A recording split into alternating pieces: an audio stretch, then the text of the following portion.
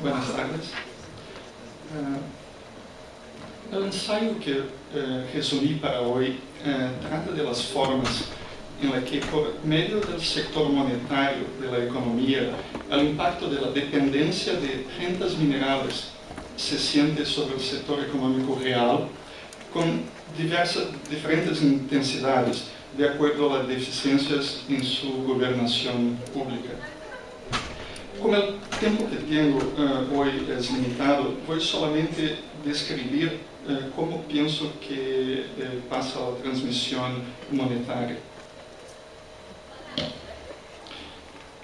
El mal holandés es una pérdida de competitividad crónica que enfrentan economías dependientes de la explotación de los recursos naturales, resultante de una tasa de cambio sobrevaluada. El término mal holandés surgió para describir el impacto de los descubrimientos de gas natural en la economía holandesa en la década de 60. A los fines del presente ensayo, también es importante distinguir las rentas artificiales, como aquellas generadas y apropiadas por el proceso político, de las rentas naturales, como aquellas obtenidas por los propietarios de las tierras más productivas a que Ricardo hace referencia. Mi esperanza es eliminar algunas ideas falsas asociadas con la actual caracterización del mal holandés como un fenómeno que puede analizarse teniendo solamente en cuenta el sector real de la economía y independientemente de las condiciones monetarias y políticas vigentes. Una definición ampliamente aceptada del mal holandés es la coexistencia dentro del sector de bienes exportables de subsectores en progreso o deterioro, en expansión o aislamiento. Algunos de los más respetados análisis del mal holandés ignoran las consideraciones monetarias en su totalidad y se enfocan en variables reales. Según mi punto de vista, el fenómeno solo puede darse bajo las condiciones actuales de regímenes de monedas nacionales de curso legal forzoso y por lo tanto no puede comprenderse de manera separada del régimen monetario. Por ejemplo, Corden y Murray describen dos mecanismos de transmisión por medio de los cuales los efectos de una expansión en la explotación minera impactan a toda la economía. El primero es el efecto recurso. Es uno en el que algunos recursos móviles son atraídos al sector en expansión. El segundo, el efecto de gastos. Ocurre cuando el ingreso extra en el sector en expansión se gasta en servicios y produce una valorización de la tasa real de cambio. Por lo tanto, para esos autores, las variaciones en la tasa de cambio son variaciones en los precios relativos en el mercado interno, entre los bienes exportables y no exportables. Esa comprensión de la tasa de cambio real está en consonancia con la literatura neoclásica que asume el dinero como neutral a largo plazo. Pero hay un otro ensayo exclusivamente acerca de los aspectos monetarios del mal holandés. Murray presenta un tercer efecto, el cual denomina efecto liquidez. Mis conclusiones son similares a las conclusiones de su modelo monetario, pero en primer lugar, Murray no tiene en cuenta los cambios en la paridad del poder adquisitivo, la cual, en mi opinión, es esencial para comprender el mal holandés. Y en segundo lugar, ese otro ensayo no tuvo mucha repercusión de cualquier manera. Para mí, el mal holandés es una historia de cambio en precios relativos, tanto domésticos como internacionales, lo que únicamente puede ser explicado teniendo en cuenta el sistema monetario internacional que tenemos en la actualidad, con las monedas nacionales de curso legal y tipo de cambio flotante, y únicamente si las autoridades monetarias permiten que la tasa de cambio real se valorice.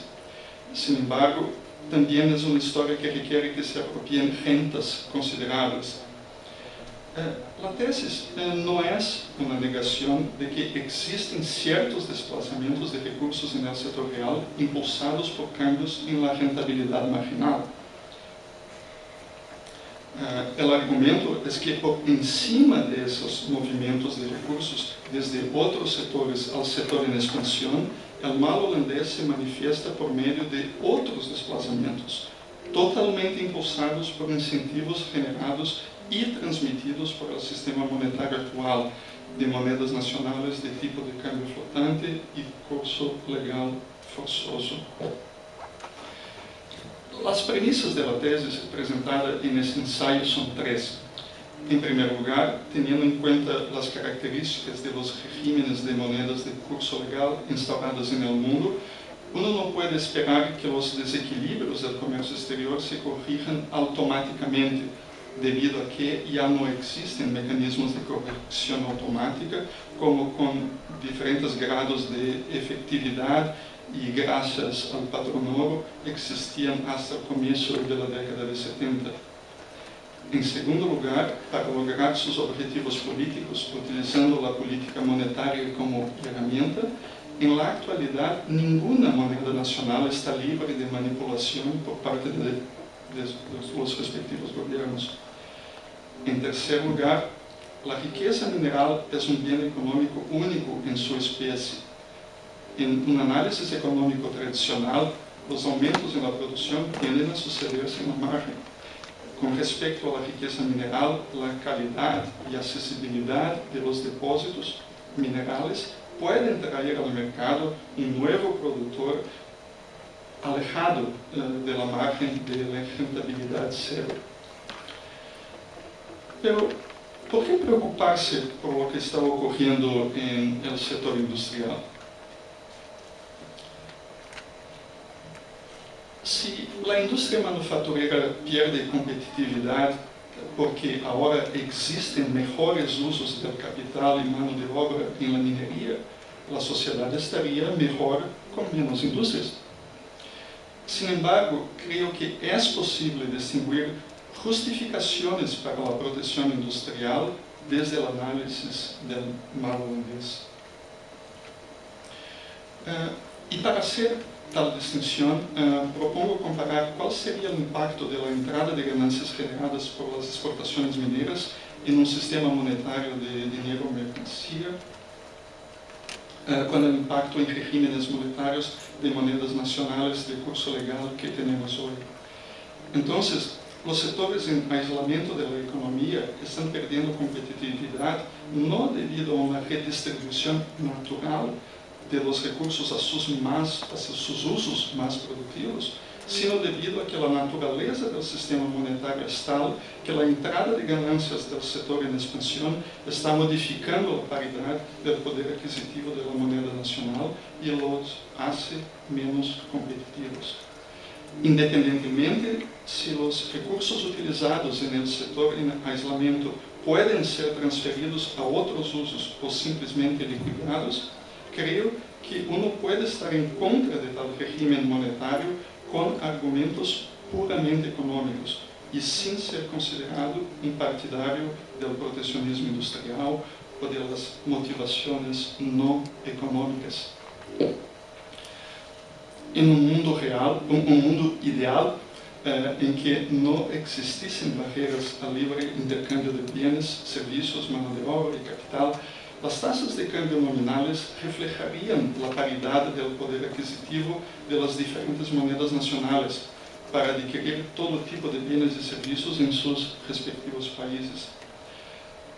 De la misma manera que en el patrón oro universal, como lo que había hasta 1914, la tasa de cambio de los soberanos británicos y la moneda francesa de 20 francos tendían a reflejar sus diferentes contenidos de oro.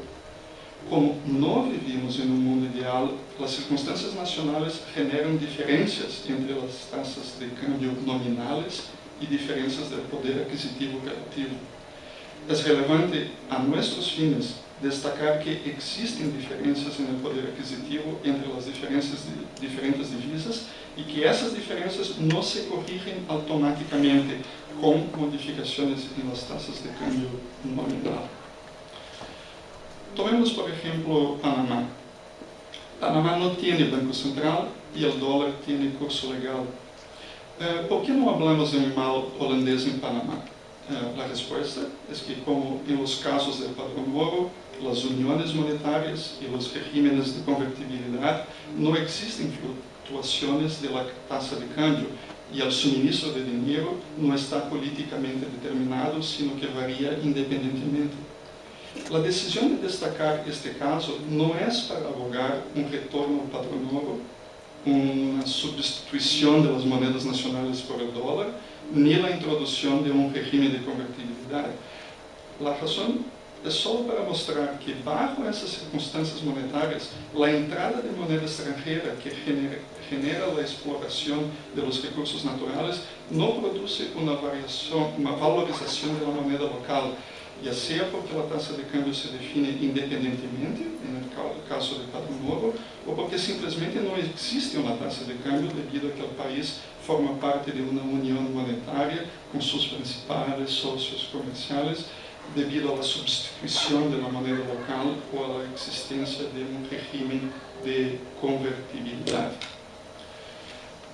Para presentar mi argumento, analicemos una mayor entrada de moneda extranjera y el impacto que esta en la economía en 5 escenarios. Déjame ver si hago esta cosa funcionar.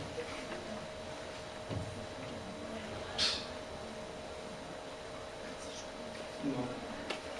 Bueno, voy a utilizar la flecha aquí. Está bien. Ese es el modelo sin dinero.